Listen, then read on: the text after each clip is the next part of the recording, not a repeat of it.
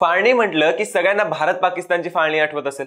ब्रिटिशांकडून जेव्हा स्वातंत्र्य मिळालं तेव्हा जातानाही त्यांनी फाळणीची ठिणगी टाकून गेले। त्यानंतर भारत व पाकिस्तान अशी दोन देश निर्माण झाली। त्यामुळे बऱ्याच लोकांना जीव गमवावा लागला आणि पाकिस्तान ज्या दहशतवादाला प्रोत्साहन देतोय त्यामुळे भारताला त्याची झळ सुचावी लागते आणि याची चर्चा जगभरात होते। पण तुम्हाला माहितीये का, आपल्या देशाच्या फाळणीपेक्षाही जगातल्या एका फाळणीमध्ये एका देशाचे 15 तुकडे झालेत।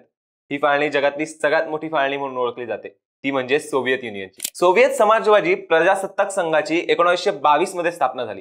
त्यात अनेक समाजवादी आणि प्रजासत्ताक देशांचा समावेश होता। पण हा संघ स्थापन होण्यामागचं कारण असं आहे की 1613 ते 1917 पर्यंत रशियावर रोमानोव राजवंशाचे शासक राज्य करत होते। पण असमानता आणि आर्थिक अडचणीमुळे त्यांना सत्ता सोडावी लागली आणि त्यांनी तात्पुरतं सरकार स्थापन केलं। मात्र सोव्हिएत राजवटीमुळे त्यांची सरकार जास्त काळ टिकू शकली नाही आणि 1922 ला सोव्हिएत संघ अधिकृतपणे जाहीर झाला। दुसऱ्या महायुद्धानंतर हा संघ एक महासत्ता बनला आणि समाजवादी गटाचे नेतृत्व करू लागला। मात्र एवढा मोठा देश चालवण्यासाठी सोव्हिएत संघ अर्थव्यवस्था, उत्पादक आणि तंत्रज्ञानात मागे पडू लागला। महागाईमुळे समाजही नाखुश होता। युक्रेन सारख्या देशांमध्ये राष्ट्रवादी चळवळ जन्म घेऊ लागली आणि अमेरिकेची वाढती ताकद, अफगाणिस्तानातला पराभव या सगळ्या गोष्टींमुळे सोव्हिएत संघाचं नियंत्रण कमी पडू लागलं।